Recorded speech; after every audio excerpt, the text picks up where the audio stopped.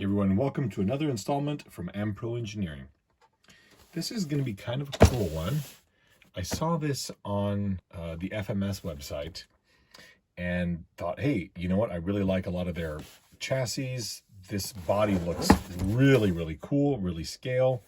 What the heck, let's give it a go. So I snagged it. 1/18 scale, it's a Chevy K10 pickup truck. There's been a lot of RC car manufacturers coming up with this body style, or this year I should say. Traxxas has got the Blazer, RC 4-wheel drive has also got a Blazer. There's a couple companies, I think Viterra has a newer style of this truck as a Blazer as well, but this is an actual pickup.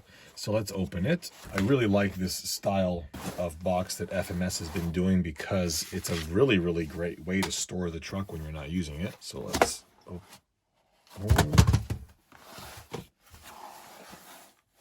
holy sh**. This is pretty remarkable. The gloss on this is akin to a die-cast model car. I'm afraid to get any fingerprints on this thing. This is incredible.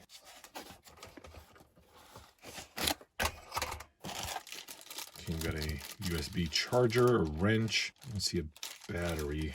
Here is the radio. Oh God. It seems like every single one of these that I get my hands on, they've changed the radio. So here we go. This little, oh, the card was just falling off here. This is interesting. Check this out. I have to do a little bit of reading on this, but I'm seeing channel 4.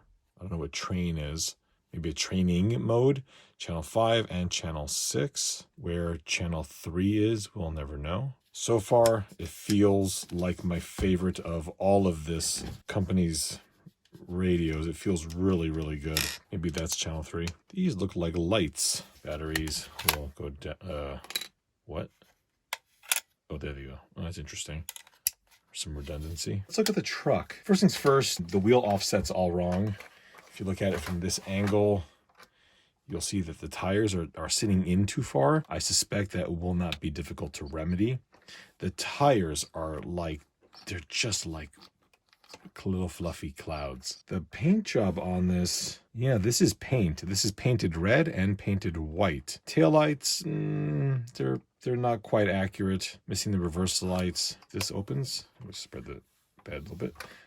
Metal hinges. Are you kidding me? Even the lead for the LED to the taillight's quite nicely done. The interior is outstanding. It's a little hard to see here. They do tend to not do door panels, which is really unfortunate. But the dash looks great. The seat looks really, really good. Steering wheel's nice. Separate little door handle. Mirrors look really good. These stinking stickers here. Okay, this one here so far hasn't left any residue. The license plate has a little protective cover on it. Grille could use some matte black paint in here. Well, I see they've listened to me. The power switch is no longer flopping about. It is still here and secured with a little pad of hot glue.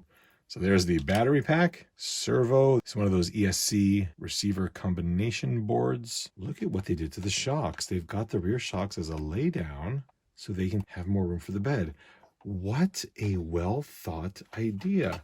This chassis, this is metal. This chassis is metal powder-coated black. Wow. The hot glue here has not survived very well. I don't know why. Front suspension, standard 4-link. Absolutely blown away that they did that to the rear suspension. That's really, look at this.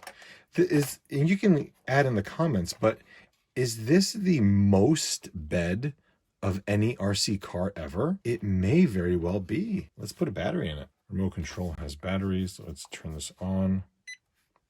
They are lights. This is so cool. Pointless, yet awesome. Power. There's the battery plug. Get you in. Truck is on, I believe. Yeah. Truck's on because I probably turned it on. Close that up. Let's see what happens here. Nice.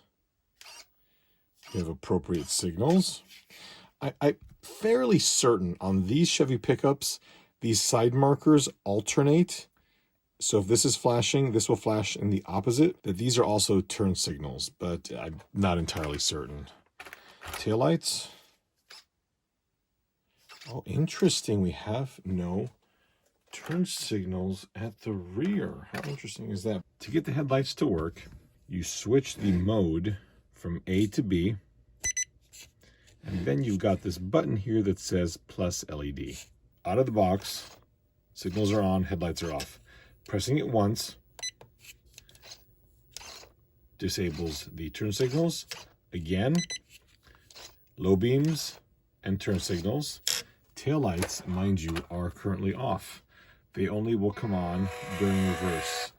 And there's no signals either, which is, I think, really unfortunate. Pressing it again, headlights are now brighter, and it's a pretty good difference. We still have signals.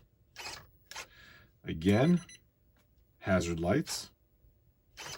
Pressing it again. Go back to mode A, and you can then adjust all of your steering trim, throttle trim. Let's go ahead and take this for a spin.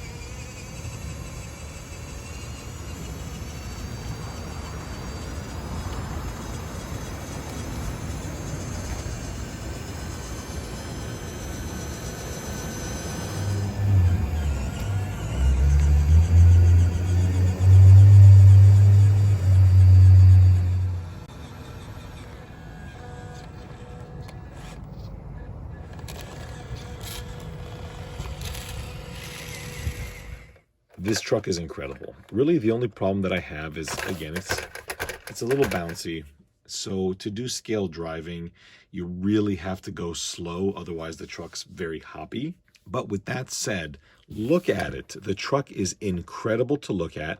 It drives beautifully. It has tons of torque, despite this motor being just, look at it, just diminutive. It's tiny, but it runs really well. Allegedly, this truck is water resistant. I'm never going to try that. And really does have this beautiful two-tone under the truck to get more scale appearance. The fact that it has this huge bed is fantastic. FMS really went out of their way with this truck. But the question is, do you want one? If you are into smaller scale trucks, perhaps you have an SCX24 and are looking for something with a little more scale appeal, this is going to be the way to go. If you are looking for something very capable outdoors, this, I hate to say it, the tires are just too small. It's too light. There really isn't much to upgrade on this thing here. So if you want something small and good for outside, to me, 1/18 is too small. You got to go at least 1/16. And for that, WPL all the way. They look good and they're a lot cheaper. And that's a big problem with this truck is the price. It is bloody expensive. I think you can find it for as little as like $220, but I've seen it for sale for upwards of $260. And this is a well-made, well-thought-out truck. It is not cheaply made. It's excellent. It's bulky. It's got a really good radio that I think is well thought out and nicely trimmed and nicely made. But that's really, really, really expensive for something so small. Perhaps if it had more metal parts and maybe a working winch or a 2-speed transmission, I can see that, but you're probably better off going for its cheaper little brother, which looks exactly like it, the Glacier. Still, the Glacier does not have this stunning paint job, all these beautiful bright chrome bits, and the added weight from the aluminum chassis. There's one collector I think this truck would really appeal to, and that is someone who is into 1/18 scale die-cast cars. Remember that this is 1/18 scale. So if you've got a little trailer that will hook up to this thing here, I can see some pretty neat videos where you're hauling your 1/18 scale die-cast car in for a review or something. That would be really neat. Just to give a size comparison, this is a 1/16 scale WPL Toyota pickup. Ignore the Lego on top. I swear it has a use. Now I have the 1/1 scale version of this truck here. And if we look at them side by side, you can see that the body on the WPL is pretty much the size of the body on the FMS. That's pretty spot on. If this truck here was 1/18 scale, remember this is 1/16, this truck would be significantly larger. I would say probably on the neighborhood of a ½ inch, 12 or so millimeters wider, and quite considerably longer. Here you can even see that these two are practically the same length. But this is 1/18 scale, so let's take a 1/18 scale model car. Boy, it looks really tiny on camera. I can assure you that in person, what we're looking at here is something that I believe to be dead on 1/18 scale. So I've got a car very similar to this, and I know exactly how big these 70s square body Chevy pickups are. This is practically perfect. We are looking at a beautiful 1/18 scale representation here versus other vehicles like the Mini 124 Trailfinder, which is not 1/24 scale, among other things. I hope this video was illuminating and gave you a good understanding of how this truck runs. I'm so in love with this truck that I've gone ahead and made some wheels for it. These properly offset the wheel, and when used on both sides, will increase the track by 7 millimeters. And this is significant. It also really fills out that wheel arch. And I love the look of the old school dog dish hubcaps. I've done other things like a roll bar and a bull bar already, and I have a lot more stuff planned. And that's all because how much I love driving this truck. And I hope that came across in the video. Thank you all so much for watching. We'll see you next time.